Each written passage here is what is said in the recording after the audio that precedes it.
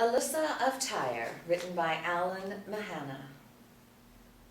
From black, close on, two large cedar wood doors as they burst open with a thunderous roar. Itobal, a young royal guard in his mid-20s, stands gasping for breath. He dashes out of the frame to exterior, King Matan I's castle. Front steps dawn. As Itobal leaps down the steps, exterior, TYRE Town Square. Itobal tears through the street and past merchant stands. He pushes traders and civilians out of the way, but more seem to appear. TYRE be damned! The city is clearly overcrowded. Interior, council room, morning. Title card appears, TYRE, 832 BC. Elissa, a reincarnated Athena in her early 20s, sits in a rectangular, simple, and vast room filled with 11 other men. Balthazaar, the head of the council, mid to late 60s, crooked, with long, insect-like fingers, stands under the only window in the room and scowls at Elissa.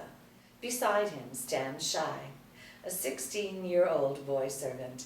He organizes the scrolls on the shelves on the wall, but his eyes never leaving his master. Our city. Our city is overrun by foreigners. Balthazaar, stunned, and the councilmen look towards Elissa. Am I mistaken? She looks to the rest of the council. Are we to stand idly by as more and more of them walk right in? This is our city. Elissa's voice trails and dissolves into silence until... The princess makes a valid point. We can no longer flourish here.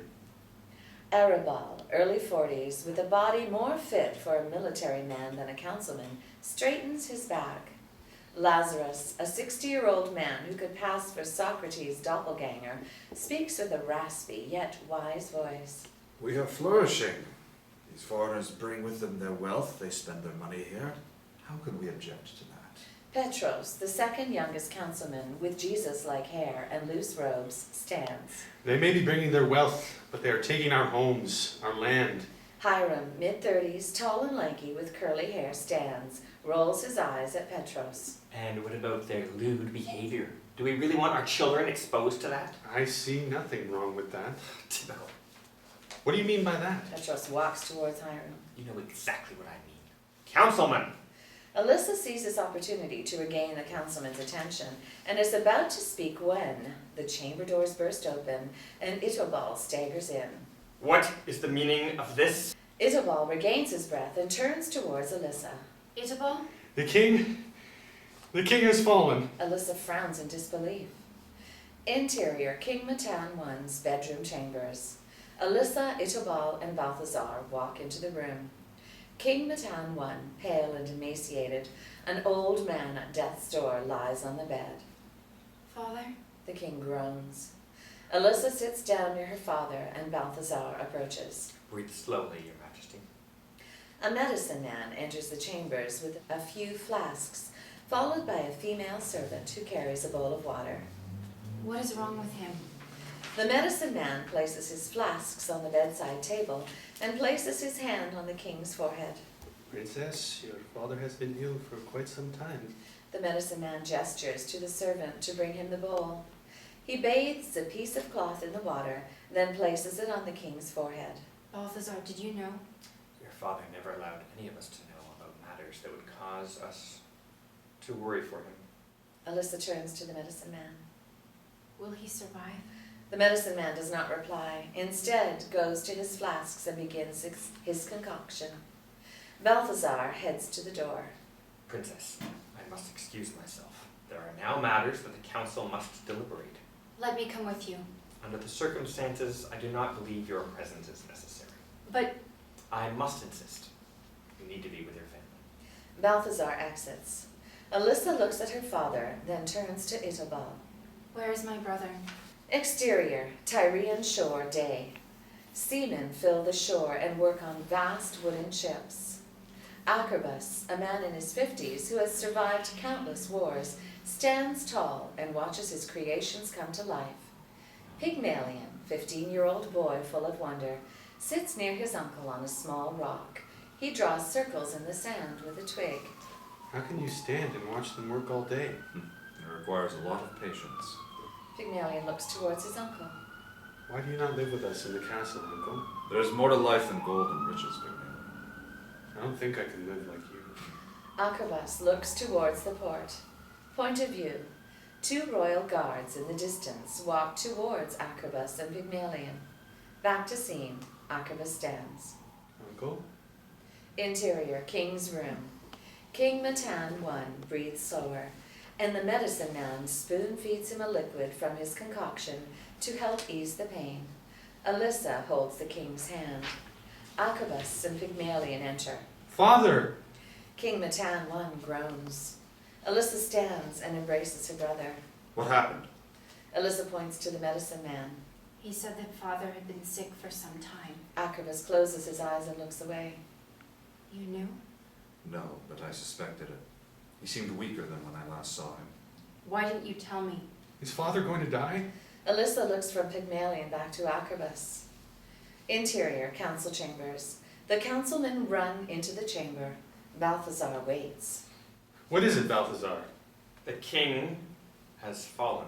The councilmen look at Balthazaar. Impossible. Has the king named a successor? No. But I believe we should take this moment as an opportunity to sway the king's decision. Treason! We did not cause this, Petros. That may be true, but what he is suggesting... Did you not hear what I said before your ludicrous accusation? We have no successor to the throne. What do you expect us to do? There's nothing to do. Unacceptable. The councilmen look to Balthazaar. The king must choose a successor. And if he dies before then? He shall not. What if he does, Balthazar? Balthazaar looks from one councilman to the other. Then we force him. The councilmen fall silent. Then Hiram breaks the silence.